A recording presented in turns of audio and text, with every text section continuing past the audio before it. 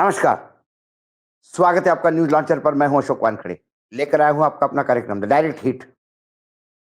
प्रधानमंत्री लगातार भारत भ्रमण पे है। जहां जा रहे हैं वहां रोड शो हो रहा है, उनका स्वागत हो रहा है, फूल बरसाए जा रहे हैं और प्रधानमंत्री लगातार अपने भाषणों में उनके खून में खौलता हुआ सिंदूर, तो कहीं गोली का जवाब गोले से, पाकिस्तान चुपचाप रोटी खा ले नहीं तो गोली खानी पड़ेगी। ऐसे तमाम जुमलेबाजी से भारत को मनोरंजन कर रहे हैं, मैं ऐसा कहूँगा। लेकिन कई बार न्यूज़ लॉन्चर के प्रोग्राम में लगातार हम ये बात कर रहे हैं कि यदि सीज़ फायर पाकिस्तान के गिड़गिड़ाने पे हुआ है, तो ये ऐसा कैसा डरा पाकिस्तान कि जो सीज़ फायर होने के तुरंत बाद ड्रोन अटैक करता है और उसके तुरंत बाद उनके नेता धमकियाँ ही नहीं देते, लेकिन बॉर्डर के उस पार से लगातार आतंकियों का निर्यात जारी है। रोज़ खबरें आती है कि आतंकी फिर घुसपैठ करते हुए मारे गए या पकड़े गए। तो इसके मायने हैं पाक ने तय कर लिया, वो सुधरेगा नहीं। अब सीमा सुरक्षा बल यानी बीएसएफ ने मंगलवार को बताया कि ऑपरेशन सिंदूर के बाद पाकिस्तान के कब्जे वाले कश्मीर यानी पीओके में स्थित आतंकी लॉन्च पैड और ट्रेनिंग कैंपों में आतंकियों के फिर से वापसी हो रही है। और ये कोई सूत्रों के अनुसार नहीं है। बीएसएफ के इंस्पेक्टर जनरल आईजी शशांक आनंद ने प्रेस कॉन्फ्रेंस में कहा कि एलओसी और अंतर्राष्ट्रीय सीमा दोनों से आतंकियों की घुसपैठ की संभावना के इनपुट मिल रहे हैं, जिससे सतर्कता बेहद जरूरी है। शशांक जी ने कहा कि फिलहाल हमारे पास किसी खास दिन की जानकारी नहीं है जब आतंकी घुसपैठ की कोशिश कर सकते हैं, लेकिन हमें लगातार सूचना मिल रही है कि आतंकी संगठन एक्टिव है। वे फिर से अपने कैंपों में लौटे हैं, ट्रेनिंग ले रहे हैं और ऐसे रास्तों से घुसपैठ घुसपैठ की कोशिश करेंगे जहां उन्हें सुरक्षा में ढील महसूस होगी। उन्होंने आगे कहा कि जम्मू और कश्मीर दोनों क्षेत्र में एलओसी और आईबी पर खुफिया एजेंसी से लगातार इनपुट मिल रहे हैं, इसलिए इस इलाके से में सुरक्षा बलों की अलर्ट मोड में रहना होगा।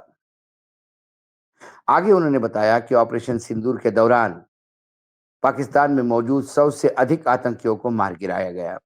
इसके अलावा पाकिस्तानी ड्रोन हमलों की कोशिश को भी नाकाम किया गया। 13 मई को ऑपरेशन केलर के तहत 4 लश्कर ए तोयबा के आतंकियों को मार गिराया गया और उनके पास भारी मात्रा में गोला बारूद बरामद किया। 10 मई की सुबह पाकिस्तान के जम्मू के सांबा सेक्टर में बीएसएफ की पोस्ट पर ड्रोन के जरिए हमला किया गया। इस हमले में बीएसएफ के sub inspector Mohammad Imtiaz, constable Deepak Kumar और भारतीय सेना के नायक सुनील कुमार शहीद हो गए। आईजी आनंद ने कहा कि हम इन शहीदों की बहादुरी का सम्मान देने के लिए 2 पोस्ट का नामकरण उनके नाम पर करने का प्रस्ताव रख रहे हैं और एक पोस्ट का नाम सिंदूर रखा जाएगा, जो ऑपरेशन सिंदूर की याद दिलाएगा। उन्होंने कहा कि 7 मई को जब ऑपरेशन सिंदूर शुरू हुआ, तब आशंका ये थी पाकिस्तान जवाब में फायरिंग करेगा। बीएसएफ ने इस आशंका को ध्यान में रखते हुए जम्मू के अंतर्राष्ट्रीय सीमा क्षेत्र पर चौकसी बढ़ा दी थी। जब पाकिस्तान के ने अकारण गोलीबारी की, तो बीएसएफ ने उसका करारा जवाब दिया। हमारी निगरानी उपकरणों में यह सब रिकॉर्ड हुआ है। हमें पाकिस्तान में मौजूद 3 आतंकवादी लॉन्च पोड को निशाना बनाकर नष्ट किया गया है। यह संदेश स्पष्ट है कि भारत किसी भी आतंकी घुसपैठ को बर्दाश्त नहीं करेगा। बीएसएफ के जम्मू फ्रंटियर के महानिदेशक यानी आईजी शशांक आनंद ने कहा कि खुफिया जानकारी की पुष्टि हुई है कि लॉन्च पैड नष्ट हुए ताकि सटीक हमलों के दौरान आतंकियों के और पाक रेंजर्स में से कईयों की मौत हो गई। आईजी ने कहा कि चिकन नेक क्षेत्र के सामने लश्कर ए तोयबा के लॉन्च पैड में से 9 से 10 मई की रात एक विशेष हथियार प्रणाली का उपयोग कर हमने नष्ट कर दिए। उन्होंने कहा कि अब हम इस साझेदारी एजेंसियों के साथ समन्वय के कुल नुकसान का आकलन कर रहे हैं। 3 लॉन्च पैड और कई चौकियां नष्ट की गई। पाकिस्तान रेंजर्स ने अपने कई गांव खाली कराए थे। उन्होंने कहा कि पाकिस्तान द्वारा 60 भारतीय चौकियां और 49 अग्रिम रक्षा ठिकानों पर भारी गोलीबारी और बमबारी शुरू करने के बाद ये सिर्फ इसलिए किया गया था कि वो कवर फायर था 50 से 60 आतंकवादियों को सीमा पेट पे घुसपैठ करवाना। बीएसएफ के डीआईजी चित्रपाल सिंह ने बताया कि पाकिस्तान ने हमारी 60 सीमा चौकी और उन 50 अग्रिम रक्षा ठिकानों पर गोलीबारी की। जवाब में हमने 76 चौकियां और 42 अग्रिम ठिकानों पर गोलीबारी की। पाकिस्तान खुफिया एजेंसी आईएसआई द्वारा सुंदरबनी सेक्टर के पास संचालित एक प्रमुख आतंकी लॉन्च पैड को हमने नष्ट कर दिया गया, लेकिन अब उस क्षेत्र में कोई हलचल नहीं। लेकिन जो बात हमें बार-बार डर लगता है कहने में, और जब हमारे पास अब एक इनपुट आया है कि जहां आतंकी लॉन्च पैड और आतंकी ठिकाने हमने नष्ट किए थे, वहां फिर ट्रेनिंग कैंप चालू हो गए हैं, वहां फिर आतंकी लौटे हैं। एक खबर पाकिस्तान से ये भी आ रही थी कि एक बड़े आतंकी संगठन का जो हेडक्वार्टर नष्ट हुआ, उसको फिर से रिहैबिलिट करने के लिए 64 करोड़ रुपए का सरकार ने फंड दिया। आईएमएफ से मिल रही मदद, वर्ल्ड बैंक से अपेक्षित मदद और विश्व में लॉबिंग में कम से कम पाकिस्तान इतना आगे चला गया कि वो अपना यानी पाकिस्तान की कोई भी बुराई नहीं कर रहा है। आतंकी हमले की सब बुराई करते हैं, निर्वसना करते हैं। लेकिन इन आतंकियों को पनाह देने वाले पाकिस्तान के खिलाफ भारत का कोई खुल के साथ देने को तैयार नहीं। और यही कारण है कि पाकिस्तान के मंसूबे दिन ब दिन और बढ़ते जा रहे हैं।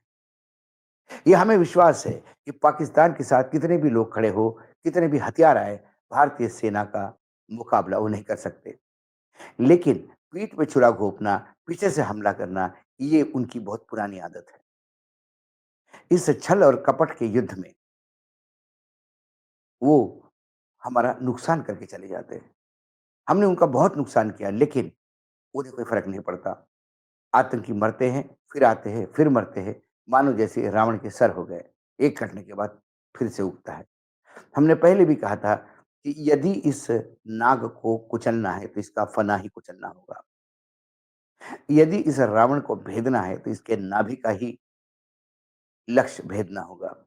सर काटने से फिर सर उगाते हैं। एक आतंकी संगठन बैन होता है, तो उसके जगह वही आतंकी संगठन दूसरा नाम लेके आता है। विश्व में भले ही हमने कई जगह हमारी टीमें भेजी, लेकिन क्या उसके बाद कोई ऐसा एक देश खुल के सामने आया कि जो कहे कि पाकिस्तान का हम बहिष्कार करते या पाकिस्तान के खिलाफ हम कदम उठाते? कुल मिलाकर ये जो हमारे देश में हम तिरंगा यात्रा निकाल रहे हैं और प्रधानमंत्री पूरे देश में हर जगह रोड शो करवा के अपने पे फूल बरसा रहे हैं, उन्हें इस बात का भी ख्याल रखना होगा कि जिन आतंकियों को आपने नष्ट किया, वो फिर आ गए। पाकिस्तान ने 2 बड़े युद्ध भारत के साथ किए और दोनों बुरी तरह से हार गए। एक युद्ध में तो पाकिस्तान का हाथ ही काट दिया, 1-2 टुकड़े कर दिए और बांग्लादेश का जन्म हुआ। उसके बाद कारगिल हुआ, वहाँ पाकिस्तान ने बुरी तरह से मार खाई।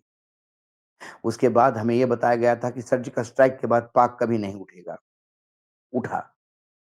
फिर एयर स्ट्राइक किया, फिर पाक उठा और उसके बाद ऑपरेशन सिंदूर करना पड़ा।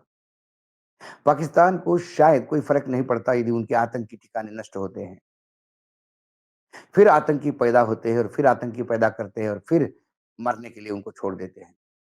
लेकिन जब आतंकी भारत में घुस के हमला करते हैं, तो भारत का बहुत बड़ा नुकसान होता है। 23,000 आतंकी भी मारे गए, तो भी मेरे उन 25 बहनों के सुहाग की कीमत नहीं चुका सकते। ऑपरेशन सिंदूर की सफलता पे हम इतराए बहुत हैं, लेकिन आगे क्या? क्या सीज़ फायर के दौरान हमने कुछ एग्रीमेंट किया? यदि पाकिस्तान गिड़गिड़ा रहा था, तो फिर पाकिस्तान के गिड़गिड़ाहट पे हमारा दिल क्यों पचिस गया? सवाल वो है। हम क्यों पिघल गए? सवाल वो है। यदि किसी तीसरे देश का दबाव नहीं था, तो पाकिस्तान ने जब सीज़ फायर की बात की, तो हमने वो क्यों एक्सेप्ट की? कम से कम पाक ऑक्यूपाइड कश्मीर भी हमारे पास होता, तो आज पीओके के अंदर ये जो पनप रहे हैं, फिर से उग रहे हैं, इस धतूरे की जो कम से कम हम अपने कंट्रोल में रखते। आज फिर क्या हम किसी और पहलगाम की या किसी और पुलवामा का इंतज़ार करना होगा? फिर एक नया ऑपरेशन होगा जिसको नया नाम दिया जाएगा। फिर पाकिस्तान के आतंकी ठिकाने खत्म होंगे। फिर हमारे भी देश में विजय यात्रा निकलेगी। फिर प्रधानमंत्री अपने आप के ऊपर फूल बरसाएँगे। लेकिन ये कब तक चलेगा? इसका कुछ अंत भी होगा कि नहीं होगा? सवाल समूल नष्ट करने का है। वो कब होगा ये सवाल हर एक पूछते हैं। न्यूज़ लॉन्चर पहले दिन से कह रहा था कि पाकिस्तान के किसी भी शब्दों पे विश्वास नहीं रखा जा सकता।